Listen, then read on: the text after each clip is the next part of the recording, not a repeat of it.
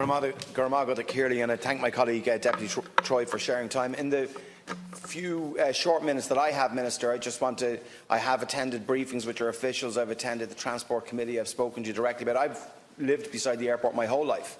I'm aware of the importance of the airport for not only our local economic development, for the national economic development, 20,000 direct jobs, over 117,000 indirect jobs, €8.3 billion value to the Irish economy. It's a really important piece of infrastructure. My colleague has outlined, it beggars belief that we've waited this long for this bill. And I want to acknowledge the presence of many residents here from communities like my own that will be affected and have actually lived beside the airport for all these times under the existing runway that's there. And many, by the way, who have acted responsibly, who have been reasonable. No one's saying the second parallel runway should not be built, nothing like it.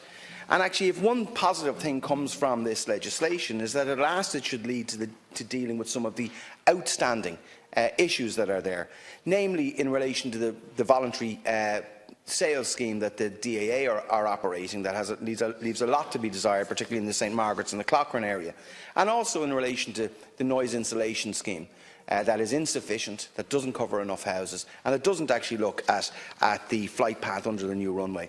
But what's really important is this bill, in my view, and my party spokesperson has said likewise, requires major amendment. I am still not convinced at all that we cannot use the Irish Aviation Authority or indeed the Commission for Aviation Regulation.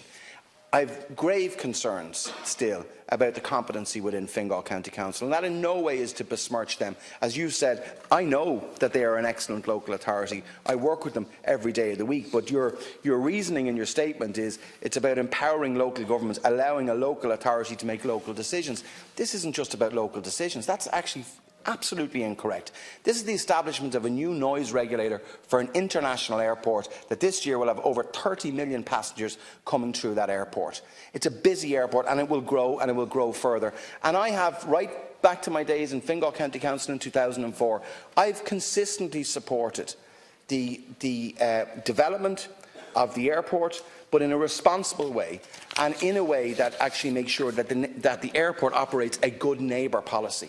That's all that people want, and the residents do want to be listened to. But what they want to, and what I want to ensure, is that when DAA move forward with looking to set aside or amend the planning conditions that are there, and particularly around the night flights, that we have someone who's independent who will look at that.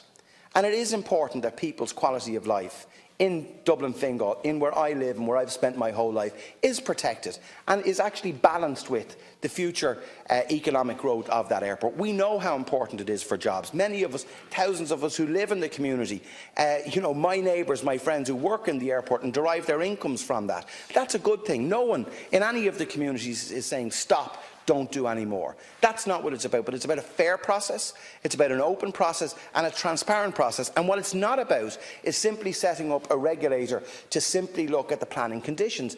This is a noise regulator into the future, for the future development of it. So whatever we do now has to stand the test of time. That's why I welcome the fact, I commend my party colleague and indeed Deputy Daly as well for ensuring that we're not rushing into committee stage. That's not something that I wanted to do. And I do intend to, through my own party spokesperson, that we will be tabling a series of significant amendments to what has been produced here. And it's gravely disappointing that we've waited this long, over 2 years, for this. And I do believe that there are better authorities, there are better organisations within this country that could be beefed up as well, like the CAR or indeed the IAA. But I'm also aware of the need that we have to allow future economic growth, but that has to be balanced, and I'll conclude at Caherly, has to be balanced with a good neighbour policy, with our communities in North Dublin, and they need to be listened to, and they need to be absolutely clear that this process, whatever process into the future, is independent and is transparent.